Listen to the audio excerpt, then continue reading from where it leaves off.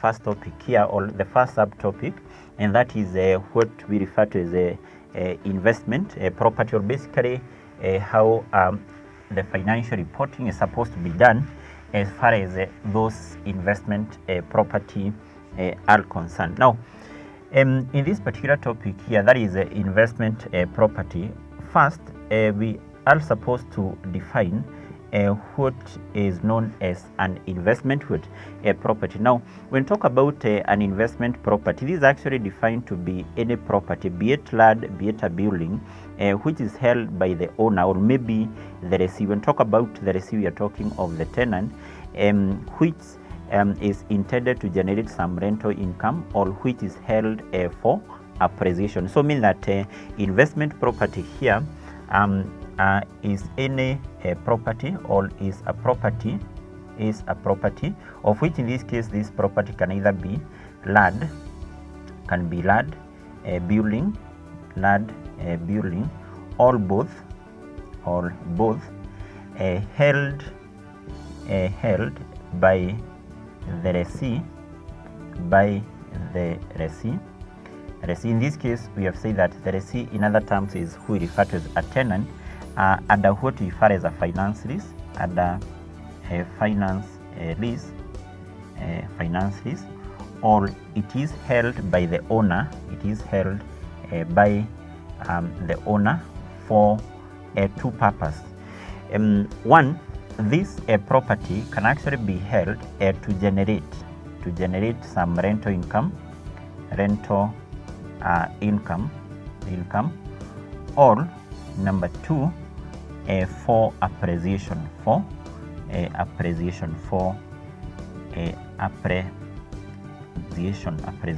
So mean that if, for example, maybe we have a person, be it now the owner of a property, or maybe be it a tenant, or who we refer to as a lessee, who hold a property, be it land or be it a building or both, in order to generate some rental income or maybe for appreciation, then that will be known as an investment property. Now, in this particular case, we do have good examples.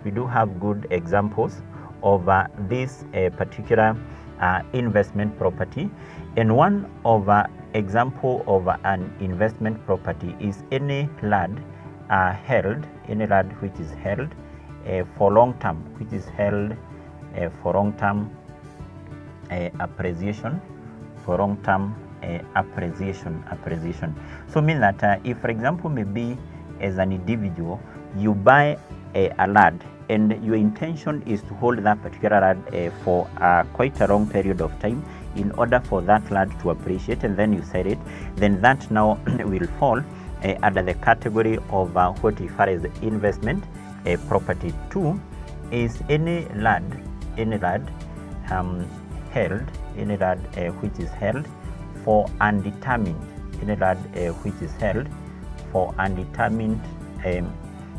future use, future use, meaning that still, if at all maybe we have a person who acquire a land, and maybe he intend to hold that particular land, maybe to use it in future, but currently he has not determined maybe the purpose for which now the land will be used, still that falls under what we refer as or that will be the other good example of what we refer as investment property. Two is any building which is leased out, under operating lease, which is leased out under operating lease. Now, in this particular case, what you need to note is that when we talk about a lease, generally we say that this is an agreement between a person who is known as a lessee and a person who is known as a lessor, whereby a property is transferred to the lessee, or basically a lessee is a tenant for that particular asset to be used by the lessee, or basically by the tenant for a agreed period of time. We do have two types of leases. We have operating lease and we have finance lease. In case of an operating lease, this we say is a lease whereby an asset is leased now to the lessee, and then it will have now to go back to the owner, or basically the lessor. So therefore, what you have said is that if at all maybe you have a building, which is now leased out by the owner now to the lessee under an operating lease or under circumstances whereby the property will revert back now to the owner, still that particular building shall fall under the category of what we refer as investment property. Now, the other good example of the investment property refers to any building which is vacant, and which is to be leased out,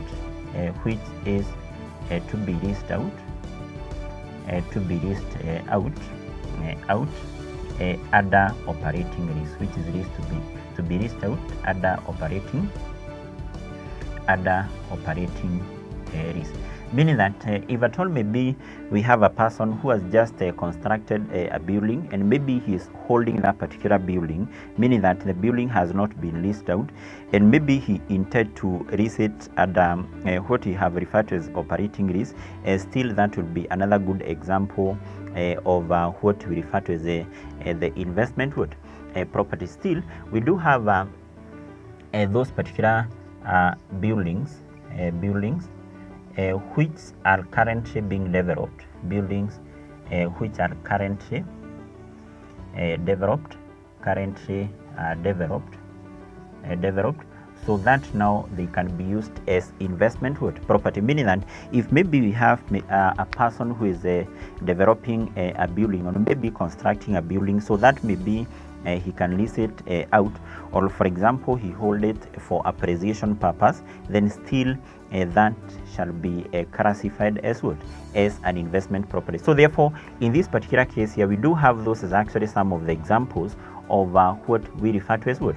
An investment property. Remember, from our definition here, we have said investment property shall be any property, be it land, be it a building, which may be held either by a lessee, this is a person who has leased maybe a building or a land from the owner, or it can be held by the owner basically to generate rental income, or maybe for appreciation purpose. Now, according to this particular standard here, that is IAS 40, that particular investment property, it should be recognized in the books of account of the person who hold that particular investment property, be it now the lessee, or basically be it the owner.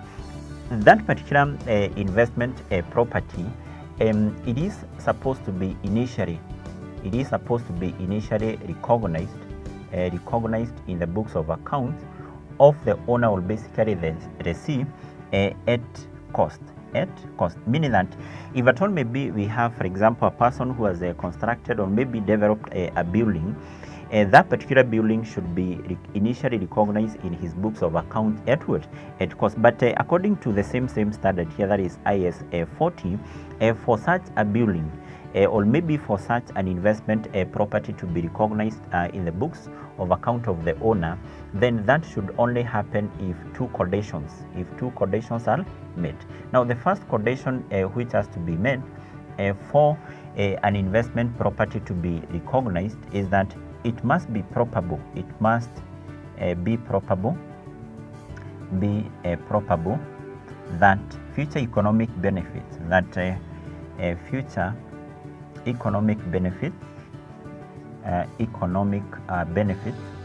benefits will flow from the asset. From what? The asset. What we mean by that is that if at all maybe we have an investment property which will generate, for example, rental income in the future, that means that there will be some future economic benefits which are expected to come or to flow from that particular investment property. So if that condition is met, it should be recognized in the books of account. Two is that the cost which was incurred, the cost incurred must be measured reliably. That means that if maybe we have a person who has constructed a building, then it must be possible to be able to determine the cost now which was incurred in terms of constructing that particular building, meaning that the cost which was incurred then must be measured what? Must be measured reliably. So if at all now those two conditions are then met, according to IAS 40, then an investment property should be recognized in the books of accounts, of which in this case we have said that initially, or basically what we refer as the initial recognition, the investment property should be recognized or recorded at what? At cost. Now, on the other hand, we do have what you refer to as a subsequent measurement. Subsequent measurement. Now, in this case, when we talk about the subsequent measurement, we are talking of how the investment property should then be subsequently measured or maybe recorded in the books of account of the owner, or basically the lessee. When talk about the subsequent measurement, we are talking of how it will be reported in the books of accounts or in the financial statement at the end of each financial year. Yeah. Now, according to IAS 14, the person who is to account for this investment property in his books of account is given two options, or basically in this case we have two options which are given to an entity to account for an investment property. In this case, or the first option is to account for that investment property at what? At cost.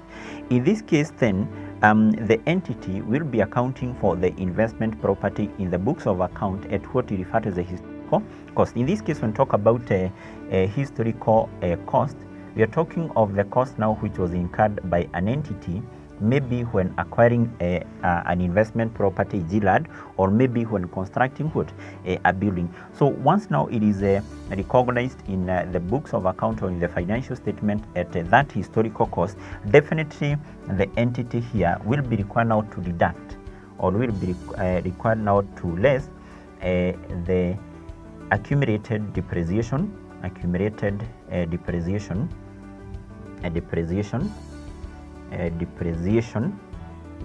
and any impairment loss,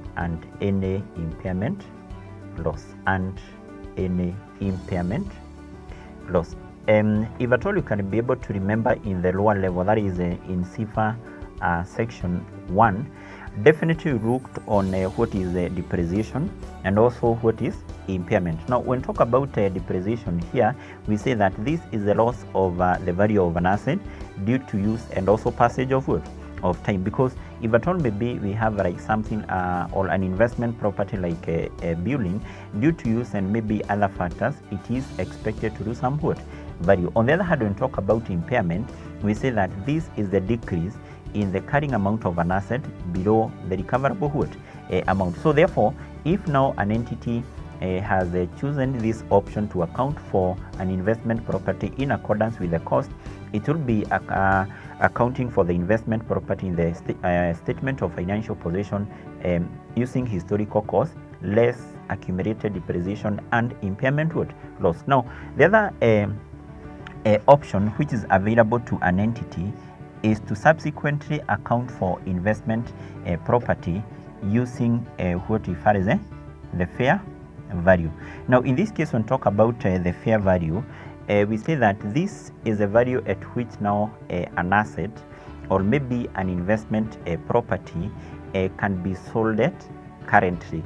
Because if maybe a company or an entity acquired a piece of land or maybe constructed a building 5 years ago, maybe at a cost of 2 million, if the entity intends to sell that building or that land today, it can't sell it at 2 million. So therefore, in this option here, an entity is supposed now to determine the fair value or the market value of an asset at the end of of which in most of the cases you'll see that this particular fair value or the market value of an asset, this is usually different